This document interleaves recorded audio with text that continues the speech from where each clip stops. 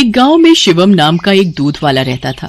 उसके पास 2 भैंसें थी। वो हर सुबह उनका दूध निकालता और पूरे गांव में घूमकर बेचा करता था। शिवम का रोजाना का एक नियम था। दूध बेचने के बाद उसके पास जो भी दूध बचता था उसे शिवम रास्ते में शिव जी के मंदिर में शिवलिंग पर चढ़ा देता था। उसका दोस्त मंगल रोजाना उसे ऐसा करते देखता था। एक दिन, शिवम, तू इतनी मेहनत से पूरे गांव में दूध बेचता है और जो दूध बच जाता है उसे तू शिव मंदिर में चढ़ा देता है।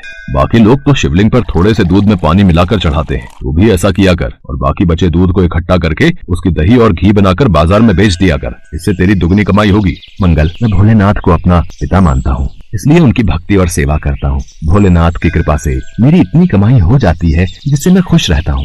शिवम मंगल की बात पर ध्यान नहीं देता। वो नियम से ही रोजाना दूध चढ़ाने का कार्य करता रहता था। एक दिन मंदिर के पंडित जी ने शिवम से कहा, शिवम, तू हर दिन महादेव का दूध से अभिषेक करता है। तेरी क्या मनोकामना है जिसके लिए तू ये सब कर रहा है? पंडित जी, मुझे भोलेनाथ से कुछ नहीं चाहिए। मैंने कई बार कुछ लोगों को दूध में पानी मिलाकर चढ़ाते देखा तो मुझे लगा भोलेनाथ पानी मिला दूध पीकर कमजोर न हो जाए, इसलिए मैं उनको दूध चढ़ा देता हूँ। अच्छा, फिर ठीक है। एक दिन गांव में तेज बारिश हो रही थी। बारिश के कारण शिवम दूध बेचने नहीं जा सका। उसका आज सारा दूध बच गया था। उसने सोचा, आज इतना दूध बच गया है, मैं इसे शिवलिंग पर चढ़ा आता हूँ। शिवम, ये दूध तो बहुत सारा है, ये तो बहकर खराब हो जाएगा। तो फिर मैं इस दूध का क्या करूँ? पंडित जी, मैं ये दूध घर वापस भी नहीं ले जा सकता और ऐसे तो ये दूध खराब हो जाएगा। तुम एक काम क्यों नहीं करते? तुम इस सारे दूध की खीर बनाकर भोलेनाथ को भोग लगाकर गांव में खीर का प्रसाद बांट दो, इससे तुम्हें पुण्य मिलेगा। पंडित जी, ये तो आपने बहुत अच्छा विचार बताया है। मैं अभी जाकर बाजार से खीर का सामान लेकर आता हूँ। शिवम को पंडित जी की बात अच्छी लगी और वो बाजार से खीर बनाने का सामान ले आया। शिवम ने खीर बनाकर भगवान शंकर को भोग लगाया और सारे गांव में खीर का प्रसाद बांटा। इधर कैलाश पर्वत पर भगवान भोलेनाथ के मुख पर खीर लगी देख माँ पार्वती उनसे बोली, ये तो जरूर भगवान कृष्ण की भेजी हुई कोई चमत्कारी गाय दिखाई पड़ती है, जैसे उनका कोई आशीर्वाद हो। देवी पार्वती, ये मेरा प्रिय भक्त शिवम है। इसकी निश्चल भक्ति ने मेरा मन जीत लिया है। ये मुझे अपना पिता मानकर मुझे प्रतिदिन दूध और खीर का भोग लगाता है। ये मेरी चिंता करता है और मुझे बिना पानी मिला दूध चढ़ाता है। मेरे भोले भाले भक्त की भावना देखो, ये समझता है कहीं मैं पानी मिला दूध पीने से कमजोर न हो जाऊं, इसलिए ये दूध से अभिषेक करता है। प्रभु, फिर तो अपने इस भक्त पर कृपा करने के लिए हमें इसकी परीक्षा लेनी चाहिए। तो देर किस बात की देवी पार्वती, हम अभी पृथ्वी पर चलते हैं और अपने भक्त शिवम की परीक्षा लेते हैं। भगवान शिव और देवी पार्वती ने सेठ सेठानी का भेष बना लिया और शिवम के घर पहुंच गए। नमस्ते जी, कहिए आपको मेरे से क्या काम है? हमने तुम्हारे बारे में बहुत सुना है। तुम बहुत ताजा और शुद्ध दूध बेचते हो, इसलिए हम तुमसे दूध खरीदना चाहते हैं। तुम रोजाना अपना सारा दूध हमें बेच दिया करो। हम हर दिन तुम्हारा सारा दूध खरीदेंगे और तुम्हें दूध बेचने के लिए पूरे गांव में भागना भी नहीं पड़ेगा। हमारे लोग यहीं से दूध ले जाएंगे और पैसे तुम्हें दे देंगे। मैं आपको सारा दूध नहीं दे सकता। मेरी भैंसें जितना दूध देंगी उसमें से थोड़ा दूध मैं भोलेनाथ के अभिषेक और खीर के प्रसाद के लिए रखूंगा। पर हमें तो रोजाना बहुत दूध चाहिए। तुम सारा दूध दे दो, भले ही दाम 4 गुना ले लो, तुम्हारी अच्छी कमाई हो जाएगी। नहीं सेठ जी, मैं आपको सारा दूध नहीं दे सकता। आपको दूध लेना है तो मैं शिव मंदिर के हिस्से का दूध अलग करके ही आपको दे सकता हूँ, नहीं तो कोई बात नहीं। चलो भाग्यवान, हम कहीं और से दूध पता कर लेंगे। ये तो कोई बहुत बड़ा शिव भक्त जान पड़ता है। सेठ और सेठानी वहाँ से चले गए। कुछ दूर जाकर उन्होंने एक गरीब ब्राह्मण का भेष बना लिया। देवी पार्वती, अब हमें अपने भक्त की परीक्षा किसी और तरह लेनी होगी। भगवान शंकर और माँ पार्वती मंदिर की सीढ़ियों पर बैठ गए। शिवम दूध बेचकर मंदिर जा रहा था। उसने एक गरीब ब्राह्मण ब्राह्मणी को रोते देखा। आप दोनों क्यों रो रहे हो? मुझे अपनी परेशानी बताओ, शायद मैं आप दोनों की सहायता कर सकूं। बेटा, हम दोनों कई दिनों से भूखे हैं, हमारे पास खाने को कुछ नहीं है। आप परेशान मत होइए, मेरे पास कुछ दूध बचा हुआ है और एक डिब्बे में ये खीर है। आप ये दूध पी लो और ये खीर खा लो, इससे आपका थोड़ा पेट भर जाएगा। भगवान शंकर तुम्हारा भला करें बेटा, आज तुमने हमें ये दूध और खीर खिलाकर तृप्त कर दिया। यदि मैं आपको भूखा छोड़कर भगवान भोलेनाथ को ये दूध और खीर का भोग लगाता तो वो भी इसे ग्रहण नहीं करते, क्योंकि जिस तरह से मैं उन्हें अपना पिता मानता हूँ तो वो भी तो आपके पिता हैं। तो मैं उनकी संतान को भूखा कैसे रख सकता था? इसलिए मैंने ये दूध और खीर आपको दिया। पर बेटा, ये प्रसाद और दूध तो तुम भगवान भोलेनाथ के लिए लाए थे, तुमने हमें दे दिया। तुमने हमारे लिए अपना नियम क्यों तोड़ दिया? शिवम की भोली भाली और पवित्र बातों को सुनकर भगवान शंकर और देवी पार्वती अपने असली रूप में आ जाते हैं। उन्हें देखकर शिवम उनके चरणों में गिर जाता है। शिवम, मैं तुम्हारी सच्ची भक्ति से बहुत प्रसन्न हूँ। मांगो, क्या मांगते हो? प्रभु, मुझे आपकी भक्ति के सिवा और कुछ नहीं चाहिए। मुझे आपकी भक्ति करके जो खुशी मिलती है, उससे बढ़कर मेरे लिए कुछ भी नहीं। शिवम, तुम मेरे सच्चे भक्त हो। आज के बाद तुम्हारे जीवन में कोई दुख नहीं रहेगा। मेरा आशीर्वाद सदैव तुम्हारे साथ रहेगा। शिवम को अपना आशीर्वाद देकर भगवान शंकर और माँ पार्वती अंतर्ध्यान हो जाते हैं। उस दिन के बाद शिवम का जीवन सभी प्रकार के सुखों से भर जाता है।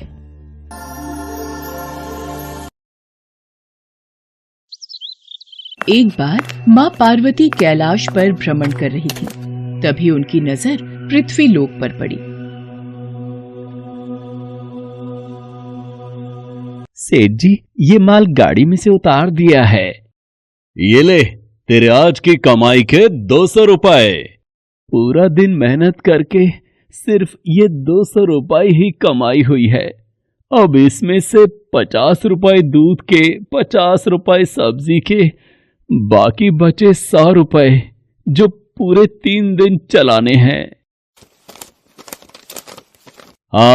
ये हो गए पूरे 50,000 रुपए। इन्हें तिजोरी में रख देता हूँ। नहीं भैया, ये बहुत महंगी साड़ी है, कोई सस्ती सी दिखा दो। हाँ, ये 150 रुपए वाली ठीक है। भैया, ये तीनों साड़ी पैक कर दो। ये लो 5,000 रुपए। माँ पार्वती गरीब और अमीर दोनों को देख रही थी। आखिर जिसे जो चाहिए उसे मिलता नहीं, और जिसके पास पहले से हो उसे और मिल जाता है। इस प्रश्न का उत्तर तो महादेव ही दे सकते हैं। धरती का ये नजारा देखकर माँ पार्वती भगवान शंकर के पास जाती है। महादेव, मैंने देखा है कि धरती पर जो व्यक्ति पहले से ही गरीब और दुखी है, उसे और ज्यादा दुख मिलता है, और जो सुख में है आप उसे दुख नहीं देते। ऐसा क्यों? भगवान, ये आपकी कौन सी लीला है? देवी पार्वती, इस बात का उत्तर जानने के लिए आपको हमारे साथ धरती पर चलकर वहां के प्राणियों का हाल चाल जानना होगा। वहीं इस प्रश्न का उत्तर आपको प्राप्त होगा। भगवान शिव के कहे अनुसार कुछ समय बाद माँ पार्वती उनके साथ मृत्युलोक में प्राणियों का हालचाल जानने के लिए चल पड़ी। तभी रास्ते में उन्हें एक गरीब पति पत्नी जाते दिखाई दिए। और मिला, कुछ समझ नहीं आ रहा, हमारी गरीबी के दिन कब दूर होंगे। वो चंदन ने फिर एक नई जमीन खरीद ली। सबका भाग्य एक सा नहीं होता है जी। उसके भाग्य में अमीर बनना लिखा है, हमारे में नहीं। भगवान की इच्छा होगी तो हम भी अमीर बन जाएंगे। पता नहीं कौन से पिछले जन्मों के कर्मों की सजा भुगतनी पड़ रही है। न जाने कौन से बुरे पाप किए थे। हे महादेव, आप इन दोनों पति पत्नी को कुछ ही पलों में अमीर बना सकते हैं। मेरे कहने पर आप इन्हें अमीर बना दीजिए। ये बेचारे कितने दुखी हैं। देवी पार्वती, इन दोनों के भाग्य में अभी अमीर बनना नहीं लिखा है। महादेव, जब हम इन्हें धन दे देंगे तो इनकी गरीबी दूर हो जाएगी, फिर ये भी अमीर और सुखी हो जाएंगे। कृपया करके आप इनकी मदद कीजिए प्रभु। देवी पार्वती, मैं तुम्हारी इच्छा अनुसार इन्हें धन प्रदान कर देता हूँ, पर उसका मिलना या ना मिलना कर्मों पर निर्भर करता है। पार्वती जी के कहने पर भगवान शिव ने सोने की अशर्फियों से भरी एक पोटली उस रास्ते में डाल दी। पोटली से कुछ दूरी पर उर्मिला की नजर गुजरते हुए एक अंधे व्यक्ति पर पड़ी। सुनो जी, हम तो गरीब हैं इसलिए दुखी हैं, पर ये सामने व्यक्ति तो नेत्रहीन है। एक बात समझ नहीं आई, ये नेत्रहीन लोग कैसे जीवन व्यतीत करते होंगे? हाँ, बड़ी मुश्किल होती होगी उर्मिला इन बेचारे नेत्रहीन लोगों को। चलो आज हम भी अंधों की तरह चलकर देखते हैं, देखें ये कैसे जीवन जीते हैं। उर्मिला और सूरज आंखें बंद कर एक दूसरे का हाथ थामे चलने लगे। सोने की अशर्फियों की पोटली रास्ते में ही पड़ी रह गई और वे दोनों करीब से गुजर गए। भगवान शिव बोले, देखा देवी पार्वती, इनके भाग्य में अभी गरीबी ही लिखी है। हम कुछ दिन धरती पर ही रहेंगे। यहाँ मनुष्य रूप में रहकर मैं तुम्हारे मन की सभी शंकाओं को दूर करना चाहता हूँ। भगवान शिव और देवी पार्वती ने मनुष्य का रूप धारण किया और पति पत्नी के रूप में एक गांव के पास डेरा जमाया। शाम के समय देवी पार्वती भगवान शिव से बोली, स्वामी, मैं रसोई की तैयारी शुरू करती हूँ। यहाँ पृथ्वीलोक में यदि हम रहने आ ही चुके हैं तो हमें भोजन की भी व्यवस्था करनी होगी। मैं चूल्हा बनाने की तैयारी करती हूँ।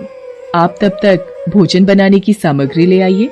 माँ पार्वती चूल्हा बनाने के लिए बाहर से ईंटें लेने गई। चूल्हा बनाने के लिए मुझे ईंटों की जरूरत है। ये एक जर्जर और टूटा मकान दिखाई दे रहा है। इसकी ईंटें मेरे काम आ जाएंगी, यही ले लेती हूँ। चूल्हा तो तैयार कर लिया, महादेव आते ही होंगे। अरे, आप आ गए। ये देखिए, मैंने चूल्हा तैयार कर लिया।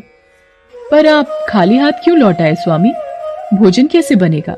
देवी पार्वती, अब सामग्री की कोई आवश्यकता नहीं है, क्योंकि जिस प्रश्न का उत्तर ढूंढने के लिए आप आई थी वो आपको स्वयं मिल गया। मैं कुछ समझी नहीं स्वामी। मेरे प्रश्न का उत्तर मेरे समक्ष ही है। हाँ देवी पार्वती, आप यही जानना चाहती है ना कि इस पृथ्वी पर क्यों गरीब लोग ज्यादा परेशान होते रहते हैं।